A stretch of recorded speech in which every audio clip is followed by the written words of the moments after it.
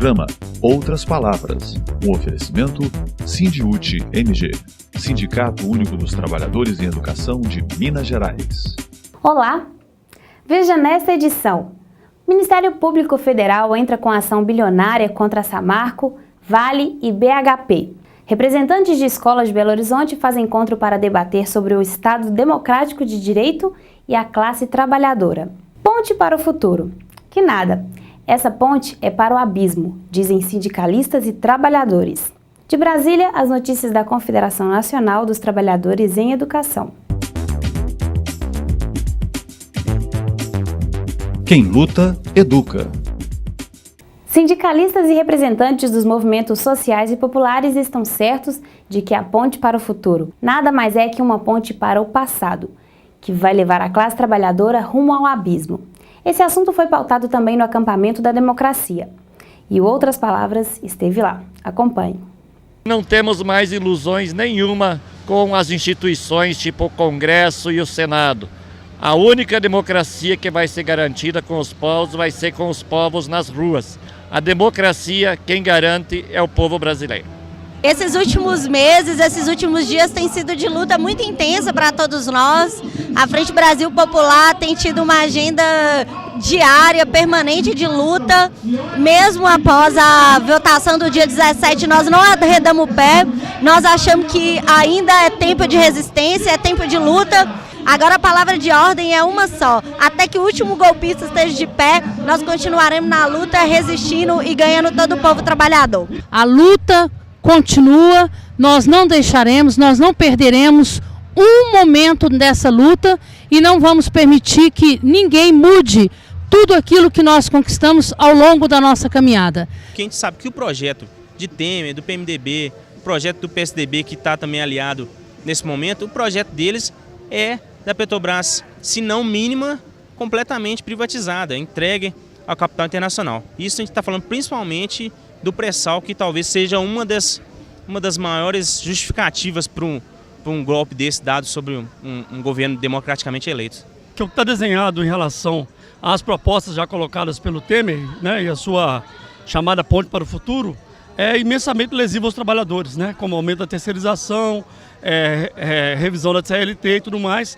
Artistas, militantes do Movimento dos Trabalhadores Rurais Sem Terra, MST, e de luta pela moradia, também estão vendo perdas e retrocessos. Nós estamos num momento muito difícil, né, extremamente complexo. A mostra que os movimentos sociais vêm dando de ir para a rua, de fazer as manifestações, esse acampamento aqui da Frente Brasil Popular é uma concretude de que, de fato, nós estamos num tempo de repensar, de reavaliar, inclusive, o que vai ser o Brasil daqui para frente. A luta vai continuar, porque nenhuma conquista da classe trabalhadora até hoje se fez no país sem a luta. É a perda de 20 e tantos anos que todo o povo brasileiro chegou nesse fim de luta e nessa agonia que eles estão fazendo com o povo de destruir tudo que foi construído com muito suor, muita luta, muito vigor, né? Porque nós vamos perder o direito de morar no espaço que é direito do povo, direito de ser trabalhador digno, com carteira de trabalho, direito de aposentadoria, que é o direito do trabalhador, direito das crianças e dos adolescentes. Esse golpe ele vem com uma característica já muito velha nesse país, que é uma elite que não se conforma em ser derrotada nas urnas e tenta ganhar o poder na marra. Isso aconteceu lá com Jango, aconteceu com Getúlio Vargas, que ele acaba suicidando, e eles estão tentando fazer isso de novo. Então isso tem uma outra dimensão para nós, porque o povo, nós brasileiros, experimentamos um governo aí mais progressista, trazendo para a população brasileira direitos, a questão do fim da miséria no Brasil, o direito à casa, o aumento do salário mínimo de forma real, distribuição de rendas, liberdade de expressão. Então o povo brasileiro experimentou esse tipo de governo e nós não aceitamos nenhum tipo de retrocesso nesse país. Para os educadores e educadoras de Minas Gerais, o cenário não é nada positivo e há ameaças sérias aos direitos da classe trabalhadora. Ele significa um prejuízo imensurável para toda a classe trabalhadora que tem conquistado com muita luta, com muito esforço, com muita perseverança, alguns direitos nos últimos anos. Essa classe trabalhadora marcada por várias derrotas ao longo do tempo e que passou por uma imensa luta, né, contra a discriminação, contra o preconceito, né, e que também luta por ter direito à moradia, direito à terra, direito aos seus direitos garantidos, tanto os direitos já estão aí na CLT e em outras leis trabalhistas no Brasil, o direito ao reajuste salarial temporário, o direito à aposentadoria, todos esses direitos estão ameaçados por uma série de projetos que estão nesse momento no Congresso Nacional e que vêm atacar aos trabalhadores. O mundo do trabalho ele vai se modificar e vai se modificar estruturalmente. Esses projetos que estão no Congresso, aliados à Ponte para o Futuro, vão fazer com que a terceirização aumente. Então, concursos públicos, contratações diretas da empresa não comporão a regra de contratação, porque a terceirização é o mecanismo de você baratear a mão de obra do trabalhador, diminuir direitos, contratar com salários menores do que aqueles trabalhadores vinculados diretamente à empresa. Existem projetos no Congresso que vão modificar relações de trabalho, como, por exemplo, impedir que o trabalhador recorra à justiça quando ele for demitido, acabar com a multa do empregador quando ele demite sem justa causa, modificar o conceito do que é trabalho análogo a escravo, retirando jornadas exaustivas e trabalho degradante, diminuindo a idade do ingresso no mercado de trabalho de 16 para 14 anos. Então o adolescente que deveria estar na escola vai ser empurrado mais cedo para o mercado de trabalho. Voltando para a educação, a mudança no reajuste do piso, que existe um projeto de lei no Congresso para alterar, que hoje é pelo aumento no investimento em educação, e a proposta que está no Congresso é para alterar isso. E uma coisa que nos preocupa muito é a tentativa de calar e de criminalizar a nossa profissão. O projeto de lei que está em tramitação na Câmara dos Deputados, intitulado Escola Sem Partido, na verdade, não tem nada a ver com a questão de partido. É o subterfúgio para instituir a vigilância, o monitoramento e a punição do profissional, do professor que atue na sala de aula. Então são várias formas de nos calar e uma delas é instituindo uma lei nacionalmente que retire da nossa profissão a liberdade de ensinar, a liberdade da pesquisa, a liberdade do livre pensamento garantido pela Constituição Federal.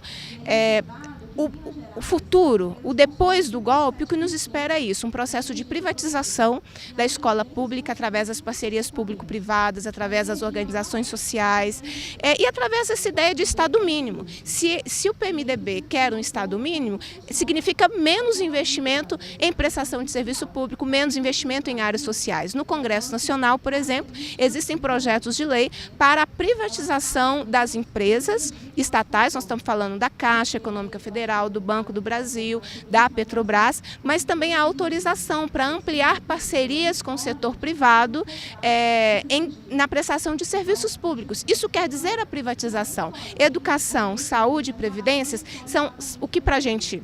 Isso constituem direitos, para o mercado significa fonte de lucro. Então eu não tenho dúvida que nós enfrentaremos uma grande onda de privatização nessas três áreas. Por isso, nós, enquanto trabalhadoras e trabalhadores, não podemos ficar calados, não podemos ficar omissos, não podemos ficar inertes e não podemos ter os grandes veículos de comunicação como a nossa única fonte de informação, porque esses veículos também estão a favor dessa pauta de Estado mínimo. Quem foi às ruas no combate à corrupção corrupção não pode se sentir à vontade de ver o presidente da Câmara dos Deputados ter conduzido um processo de votação do impeachment, como aconteceu no dia 17 de abril. E nem pode se sentir à vontade de ter visto mais quase 200 deputados que respondem por corrupção votando um impeachment sem ter crime de responsabilidade. Isso não é combate à corrupção, isso é um golpe de Estado. Combate à corrupção nós fazemos com a constante fiscalização que a sociedade precisa ter sobre as instituições, com mecanismos cada vez mais eficazes e rigorosos de controle e, fundamentalmente, com uma mudança no sistema político. O atual sistema político favorece a corrupção. É um sistema falido que não repercute a real vontade da população. Esse Congresso Nacional, da forma como ele foi eleito, não representa a maioria da população brasileira. Então, é uma reforma política que consegue dar resposta a esse combate importante da corrupção e não achar que é o Eduardo Cunha que vai nos representar nesse enfrentamento à corrupção. Um encontro de representantes de escolas realizado no Instituto de Educação discutiu os impactos da ruptura do Estado Democrático de Direito para os trabalhadores em educação. Educação em debate. O que significa o golpe na ruptura do Estado Democrático de Direito? Essa foi uma das indagações feitas ao professor Otávio Dulce durante um encontro promovido pelo Sindiúti no Instituto de Educação em Belo Horizonte. Professor, isso pode trazer alguma consequência mais danosa para os trabalhadores em educação? Provavelmente. O que se chama de golpe, né, o que está sendo comentado constantemente como possível golpe, é um desmanche, uma desconstrução do pacto político da redemocratização, né, dos anos 80. E esse pacto envolvia todo um esforço de construção da área da educação no Brasil, né, que foi aos poucos sendo feito com muita luta e com muito esforço, inclusive, dos professores. Uma das coisas que está sendo muito enfatizada pelos que estão a favor do golpe é a retirada da vinculação dos recursos orçamentários para a educação e saúde, que é um ponto fundamental, a vinculação, né, que tem tido desde aquele tempo, para que a nossa educação melhore, e assim como para que a nossa saúde melhore também. Se isso for feito, o Plano Nacional de Educação provavelmente vai por água abaixo. Saiba agora o que pensam os profissionais da educação. Queria que você contextualizasse, do ponto de vista da educação, o momento que a gente está vivendo agora, com essa possibilidade de ruptura do Estado Democrático de Direito. De fato, vivemos um momento muito delicado no processo democrático que conquistamos, né, em nosso país. E para a educação, esse momento ainda é mais delicado, porque estamos nas portas de perder a liberdade de expressão, a liberdade de comunicação, o diálogo na sala de aula, ele fica um pouco mais tenso, delicado, porque a grande maioria dos nossos alunos, da nossa comunidade escolar, ela não filtra muito os conhecimentos advindo dos grandes meios de comunicação. E neste momento, o que a gente tem percebido é uma deformação da informação através da grande mídia. Meu nome é Priscila, sou professora de Sociologia do Instituto de Educação. Para a gente, enquanto trabalhadores de educação, a entrada da dupla Temer, Cunha e todos os outros vai representar uma série de perdas de direitos, tanto para os trabalhadores, mas principalmente para a educação, né? O ataque ao pré-sal, à soberania, ao petróleo, implica diretamente em corte de verbas para a educação e uma série de outras perdas de direitos ao piso salarial, enfim, uma derrota para a classe trabalhadora. Essa reunião dos representantes tem um papel fundamental para a categoria. É esclarecer para a categoria que este momento, essa ruptura vai nos atingir. As escolas não vão ficar imunes ao que vai acontecer nesse país, não. Todo caminhar, todo movimento acontecendo com a elite desse país está indo nessa direção. E a categoria, ou por inibição, ou por medo do confronto, ou por falta de conhecimento, ela acaba não fazendo a discussão dentro da escola. E isso não atinge os filhos dos trabalhadores, que são aqueles que vão mais sofrer com esse golpe e, como consequência, tira das nossas mãos essa liberdade do ensinar e do esclarecer. Então, para as escolas é uma perda muito grande quando a gente não abre a discussão no espaço escolar. Fora Temer. Ministério Público Federal entra com ação bilionária contra a Samarco, Vale e BHP. Choque de realidade. O Ministério Público Federal entrou com uma ação na Justiça contra as mineradoras Samarco, Vale e BHP pela tragédia de Mariana, estipulando um valor para a reparação dos danos causados da ordem de 155 bilhões de reais. O rompimento da barragem de Fundão, em Mariana, já tem 6 meses, deixou um saldo de 19 mortes e um passivo ambiental sem precedentes na história do nosso país. Foi a total degradação da bacia do Rio Doce. A violação de direitos humanos continua acontecendo na região e as comunidades e as casas não foram reconstruídas. Os responsáveis pelo crime cometido, Samarco, BHP e Vale, continuam na sua estratégia de não reconhecer os atingidos como sujeito de direitos e, portanto, sujeitos da sua própria organização. Então, essa acho que é a mais importante disputa sendo travada nesse momento, né, que os atingidos se organizem de forma autônoma dessas empresas e as empresas tentando tutelar essa organização e também ao desafio de que as coisas aconteçam no ritmo e na necessidade dos atingidos e das cidades, e não no ritmo da empresa. O recurso solicitado pelo Ministério Público Federal é para reparar os danos causados em toda a bacia. Ele representa quase 8 vezes o acordo de reparação anterior de 20 bilhões de reais, que foi feito há cerca de 2 meses entre a União, o governo de Minas Gerais e o governo do Espírito Santo com essas mineradoras. O Ministério Público Federal considera que o acordo feito anteriormente não contempla os efeitos e o tamanho desse crime cometido em Minas Gerais.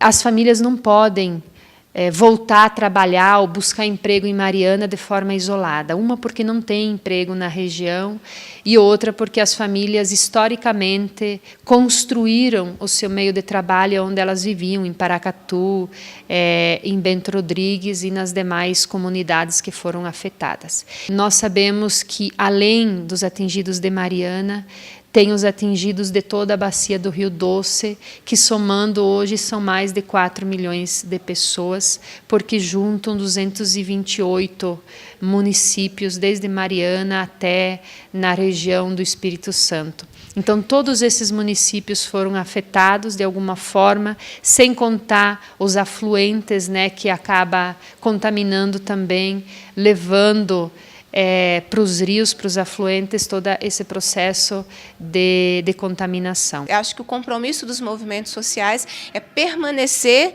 discutindo Mariana, para que a sociedade compreenda que Mariana não foi um acidente, e também é necessário que isso não caia no esquecimento, para que os responsáveis sejam punidos em todas as esferas. Tire sua dúvida com o nosso departamento jurídico. Tira dúvidas. Meu nome é Egídio Querino, sou professor de Passos. Eu gostaria de saber se o ex-efetivado desligado em 31/12/2015 da Lei Complementar 100 tem direito ao FGTS. Pode. O servidor que foi atingido pela Lei Complementar 100 de 2007 e foi desligado em 31 de dezembro de 2015 faz jus ao FGTS, conforme entendimento recente do Supremo Tribunal Federal, que entende que o servidor cujo contrato for considerado ilegal ou inconstitucional fará jus a esse direito. Lembrando que o servidor que foi aposentado neste período, mesmo pela Lei 100, não faz jus ao FGTS. Então, para maiores informações ou documentos necessários para o juizamento da ação, entrar em contato com o sindicato. Meu nome é Marília Garcia, eu sou professora na cidade de Candeias e eu gostaria de perguntar ao setor jurídico. O servidor público que aderir à greve, ele pode vir a sofrer alguma penalidade? O servidor público não pode ser punido por aderir à greve. As faltas advindas da adesão à greve não são faltas injustificadas. Assim, toda falta considerada falta greve, ela não pode ter nenhum tipo de penalidade em relação ao servidor. A súmula 316 do STF já consolidou o entendimento de que a adesão à greve não é considerada falta grave e assim não pode haver nenhum tipo de penalidade para o servidor que aderiu ao movimento grevista. O servidor que se sentir ameaçado, pressionado pela direção, pela superintendência ou por algum órgão do Estado, deve entrar em contato imediatamente com o sindicato para que nós possamos ajudar da melhor forma. Momento CUT Minas. Por que a CUT é contra a terceirização? A terceirização fragiliza a relação de trabalho do trabalhador com a empresa. Por quê? O trabalhador é contratado através de uma empresa terceira ou quarta, que em geral é uma empresa que não tem estrutura para garantir o cumprimento dos direitos, é contratado por salário menor do que aquele do trabalhador contratado diretamente, é submetido a jornada de trabalho maior, se expõe a condições de saúde e segurança mais complicadas, mais perigosas do que o trabalhador contratado diretamente. E além de tudo, se perde a solidariedade de classe. A terceirização divide os trabalhadores de uma mesma empresa em várias empresas, em vários sindicatos, de uma forma a romper a necessária solidariedade coletiva, a luta coletiva por direitos e conquistas. O Sindicato Único dos Trabalhadores em Educação de Minas Gerais, SINDIUT-MG, em parceria com a subseção do DIEESE-MG, realiza uma pesquisa inédita via internet para todo o Estado. Seu objetivo é traçar um perfil dos trabalhadores e das trabalhadoras em educação de Minas Gerais. O sindicato busca ainda se instrumentalizar para aprimorar ainda mais os seus processos de negociação com o governo do Estado e, assim, atacar os problemas existentes na escola pública e na profissão de educador. Se você é trabalhador em educação da rede estadual, responda à pesquisa através do site sindiutmg.org.br. Titãs inspira essa moçada. A gente não quer só comida, a gente quer comida, diversão e arte. Veja aqui o que esses jovens querem mais. Outras palavras da juventude. Eles são jovens, mas sabem o que querem: diversão, arte, cultura, esporte, lazer e muito mais. Eles defendem os seus direitos. Eles estão a favor da democracia. Meu nome é Abraão Santana, eu sou vice-presidente da AMES-BH, que é a Associação Metropolitana dos Estudantes Secundaristas e da Grande Belo Horizonte. E a AMES-BH é uma entidade que pauta a luta dos estudantes, né? Todos os dias a gente sempre faz atos, manifestações para pautar essa luta, né? E nesse período que a gente vive, é muito importante que a gente tenha sempre essa questão da importância da democracia, das entidades estudantis e das lutas estudantis. E é claro que isso tem que se somar com a luta de toda a educação, de todos os trabalhadores e dos professores em especial. Porque a classe trabalhadora ela precisa estar unificada para que a gente consiga, que a democracia consiga ser mantida no nosso país. E para isso a gente precisa também do apoio dos professores da rede estadual, federal, de todos os professores no geral, para conseguir barrar esse aumento do fascismo no nosso país. Esses jovens também querem respeito à diversidade de gênero, uma escola mais inclusiva, passe livre estudantil e muito mais. Eu sou Libernina Andrade, eu faço parte do cursinho Transenem, que é um cursinho voltado para pessoas travestis e transexuais. E sou militante da pauta de identidade de gênero e orientação sexual. E acho que deve ser debatido esse tema nas escolas e na sociedade em geral, porque o que acontece hoje é uma exclusão dessas pessoas, dessa população, e não é falado disso, e não se quer falar disso nas escolas, mas, no entanto, essas pessoas existem, é uma realidade que está lá dentro, e se não falar disso, a gente vai continuar sofrendo agressões, sofrendo violência, e é importante que seja respeitado a orientação sexual das pessoas, a identidade de gênero e a diversidade dentro das escolas, para evitar que essas pessoas saiam das escolas, tenham que ir para a rua, no caso as travestis, e ter que se submeter à prostituição. Então, eu peço o apoio dos educadores, dos profissionais da educação, a essa nossa luta também. Oi, meu nome é Alberto, eu sou estudante da Escola Estadual Olegário Maciel, aqui em Belo Horizonte, Minas Gerais, e também participo da AMS BH. E no momento, como a gente é de uma escola central, a gente está pautando bastante o passe livre estudantil, que assim, já é realidade em vários países, e também até em vários estados aqui. É uma coisa super necessária para os estudantes do Brasil todo, que 30% da evasão escolar é causada pela falta de grana da galera para pagar o busão para ir para aula. Então é uma luta assim, que a AMS BH a gente já conseguiu conquistar o meio passe, e a gente está aí na luta para conseguir também o passe livre estudantil, que a gente já tem um projeto aqui na Câmara de BH e a gente está lutando por ele. E a gente também está pedindo o apoio de todos os profissionais de educação, sejam eles professores, funcionários das escolas, para apoiar a gente na luta não só pelo passe livre, mas também pelo movimento estudantil no geral. A gente pautando o passe livre, contra a restrição da meia entrada, contra o sucateamento e privatização das escolas. Então a gente queria somar essa luta junto com os professores e profissionais de educação. Coletivo de funcionários da educação discutem a formação continuada. De Brasília, as notícias da CNTE. Momento CNTE. O coletivo da juventude da CNTE debateu com representantes de vários estados ações em defesa do Plano Nacional da Educação e dos recursos do petróleo para a educação, bem como a pauta nacional debatida no Conselho Nacional de Juventude do Governo Federal.